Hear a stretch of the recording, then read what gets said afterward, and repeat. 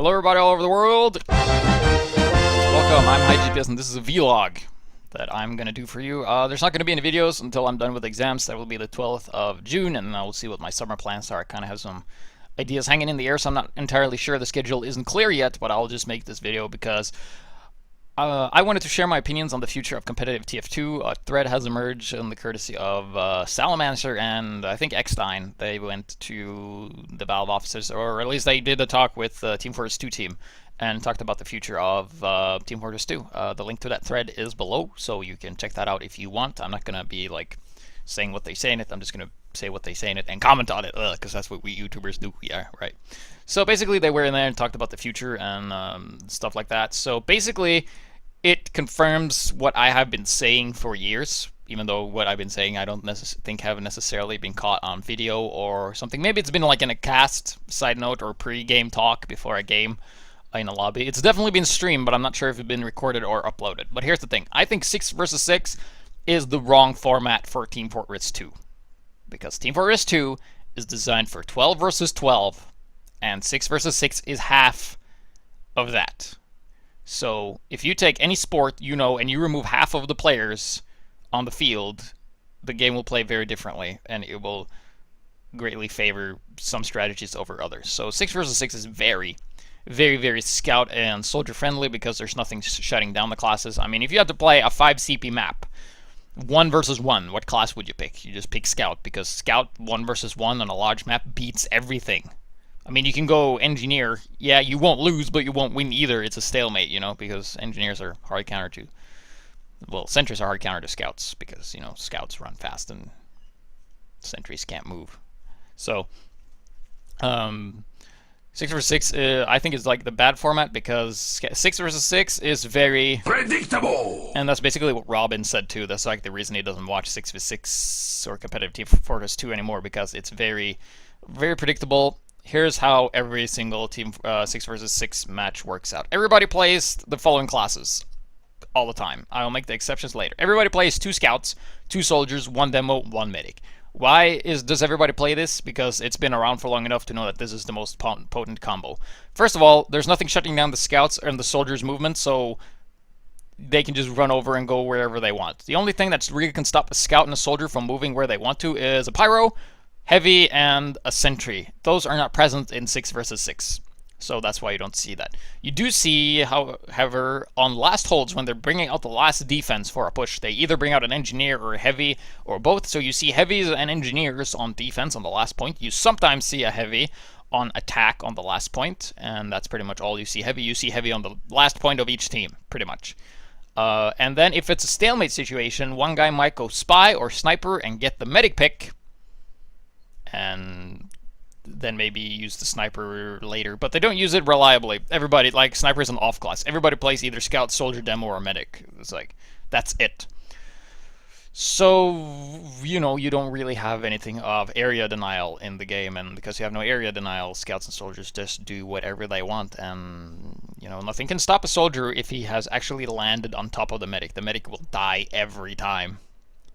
And then the team who loses their medic does that to the other medic, and now both teams have no medic, and when you have no medic you have kind of a very stalemate situation if nobody really attacks. So, you know, and then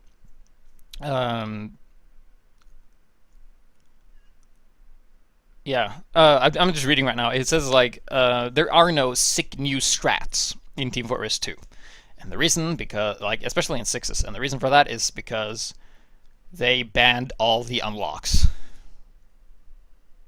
Team Fortress 2, a game about payload and unlocks, have a competitive format where they have no payloads and unlocks. I hope you're starting to see like where I'm coming from with this. Team Fortress 2 has evolved beyond what 6 versus 6 was. The future of Team Fortress 2 is definitely Highlander. I don't think it's necessarily Highlander. I think there will be a new format. I hope it's going to be a new format, because that will be way more interesting, but Highlander is definitely the better format. You have one of every class, so if you're like, play Pyro like a lot, you have like 1,000 hours of Pyro, and you're like, I play this game so much, I'm going to be the best Pyro ever, like I have the best flare gun aim ever, and you start playing Highlander, and you'll be like, yeah, I can use it, and you just shut down the spies, you snipe snipers with a flare gun, you're just really good, and you're like, man, I'm going to try 6s, and then they go, oh yeah, flare gun, you can't use that, it's banned. And then you're like, what? My entire career is based on this Lodi. Why can't I use it? And it's like, no, it's broken. You can't. Because the reason who decides what's broken is the team leaders. And the team leaders ban whatever they don't want to play against.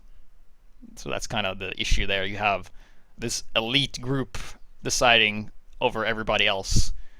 And I think everybody knows that that is not a good solution, to have elite people deciding what others, the non-elites, should be doing. That's why pubs are really fun, because everybody can just use whatever they want. There are, of course, a couple of items that need some fixing. However, the Wrangler is absolutely fine, because we see in Highlander right now, taking down a Wrangled sentry is absolutely no problem if you just know what to do. We saw that in the last game I did for Blackout Gaming. They had like... They literally broke a defense without the use of Uber and without a medic. They broke a level 3 sentry with Wrangle without Uber and the medic. It just goes to show, if you know what you're doing, sentry wrangled or not is not a problem. And that was Sukinoon work, and it's all good. They knew that, and they're pretty good teams. You should watch those if you get the chance. Europeans. They're good. So basically what they're talking about in this thread is a lobby system where you can ban and pick items, because Valve doesn't really get... I think they don't get a good enough feedback on why weapons are banned because of the leagues and the way they do that. So on the show on High GPS, we've done nearly every single item in the game, and very few of those items are broken. The only one that, this might be some few fixes and stuff like that, like the escape plan should do less damage than the shovel, and the bone saw should get a buff, and that's it. Bone saw should get bleed or something when you hit people. Other than that, and the shovel should get something as well, or you should change the others. Also, the Thompson has gone, I think, over, I don't know how long it's been, maybe like 2 years or something, 1.5, being really not fun to play against. I can get that it's good against spies because it's a Deadringer. Like, Deadringer can be really good if used in the right hands. We've seen that. But the Pumpson kind of like limits the spy's actions by a lot. And I'm fine with it messing with the spy because the spy's invisible. And if you get hit, you die anyway as a spy. And but one thing I don't like is the way it messes with the medic's Uber. I'm fine with it messing with the medic's Uber, don't get me wrong. I think that's really hilarious and really fun. But you got to think of like the medic. I don't really hate that Thompson that much, even though I play medic and some of my pushes have been completely fucked over by this thing. But I could have still gotten fucked over by a headshot or a sticky trap, so I might have died and dropped the Uber anyway. But what I think it should do is, instead of like removing Uber for 10% or whatever, have it freeze the Uber. Like, it stops you from building Uber for a short period of time. That way it won't screw you over if you have 100%. Like, your push will not be like, let's say you're going to jump around a corner and kill the sentry with an Uber. That push won't be completely destroyed if the engineer stands in the corner and hits you once with the Thompson. That won't happen because it will only freeze and you will be at 100%. You'll be fine. I think that's the correct choice and the way of approaching the Thompson, and just see how that goes. And they can also make it like do less damage because it's supposed to be a harassment weapon, and it shouldn't really get random crits and stuff like that. But yeah, I digress. So basically, what they're talking about is a lobby system. That would be good. Having a lobby play, maybe like a league system ladder, like a Team Fortress 2 ladder. You have like your team or maybe a random team similar to StarCraft, where you have different leagues and stuff. That would definitely be really cool, because that's the first time stats will ever matter in Team Fortress 2. I think it's good. It's going to count wins, if anything, like how many wins you have, and not bother about loss, because how many times you lose is not really interesting. Or but if you go like you've won like 2 out of 1,000 matches played, that's going to be demoralizing. But you can just still play on pub, just get some fun friends and play. So that's going to be cool. I also mentioned that what I wanted to mention was an argument with the sixes. So we're going to go back to sixes right now. And that is the way sixes players determine if something is overpowered or broken, right? And it goes like this.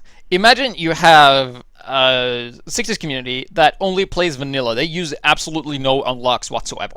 Right? They let's say there's like this group of people that's been living in a bunker with no internet connection and then just be playing sixes all year long, not doing anything else. They're like super good, only playing with stock, and let's say they've gotten the new maps and shit like that, but they are not aware of the Kritzkrieg, which is allowed. So the Kritzkrieg builds faster than regular Uber, and it does 300% damage. And you will get Kritzkrieg before you get Uber every single time, right? Because it builds faster. You can't. So the players who are not aware of this item because they don't play with it are going to say, oh yeah, well, Kritzkrieg is absolutely fucking broken because it charges faster and you do 300% more damage, so they will kill you and win every time. You know, that would be their argument, and then it would just ban it. And that's why so many weapons are banned, because the Sixes players don't play with unlocks, and when there's new unlocks, they just ban them. Because, you know, so, but TF2 is all about unlocks and that strategies and stuff like that. So, and playing payload. Payload is just such a huge thing, and I think we can do a lot more with payloads with more interesting maps and stuff like that. But we don't yet. But yes, for the format that I think is the most interesting would be kind of like, I thought about this, and that would be a 10v10 kind of thing, where you have one of each class. It's basically Highlander +1. Where the 10th player is actually going to be able to play whatever class he wants. So one team can have one of every class plus one player who can pick any class. You can have like 2 heavies or 2 medics or 2 snipers, 2 NGs, whatever. And that would just add so much more depth into the games we see. But, you know, Highlander also works really well. I think with weapon bans and weapon picks, we can definitely do a lot more with that. But I think just having the 10th player will just add so much more dimension, because you can have some defenses and like players do really specific like sentry placement. Like if you have a double sentry, you're gonna need like either double spy or double demo to take that out, you know? So you will have like these responses go back and forth like that.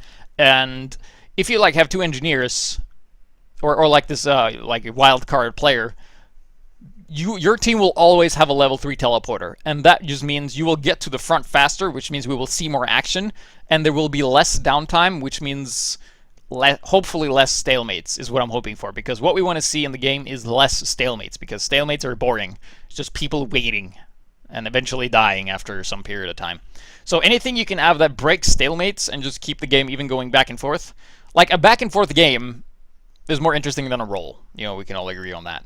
So that's something. That's just my idea. 10v10. Just give that a try. I know there has been some communities, pub communities, that's done competitive 12v12. I haven't seen any footage of that. It's probably on YouTube. I didn't check, but there's that. So there's definitely somebody who's been trying it, but I don't think it's been really like standardized yet. But I think Highlander is definitely the closest we are to a good competitive Team Fortress 2 format. And if all the six, I bet a lot of Sixes players are just gonna be like, I'm done. They're not gonna play competitive anymore. And it's like, well, okay, fine. I guess it was too hard for you when you had to deal with a sentry. or I remember I saw this on the podcast when they talked like Sixes snipers who are not main snipers play against main snipers in Highlander and lose. Then they're not really the best snipers, because, you know, you play against the main sniper. Same thing as a pyro. If you play against a sub pyro and you have a main pyro, the main pyro is just gonna kick your ass because he's just, he knows all the timings and all stuff like that. So being able to play... That's my phone, by the way. Being able to play the class you want in competitive and using the loadout you're used to using is crucial for keeping the game fun for everybody. And if that happens, yeah, we might lose some of the hardcore play 6v6 angry bitching, you know, whiners who whine about lag and are never satisfied with anything ever. But we will get, you know, maybe not as skilled, but we get more players who enjoy playing the game and having fun, and maybe they won't rage as much. So yeah, this has kind of been a vlog rant with me. So check out the thread. Be sure to support it in any way you can. Spread the word. Definitely let Valve know, and I will see you next time I do the show. Actually, I won't see you because you will see me, because webcams don't work that way.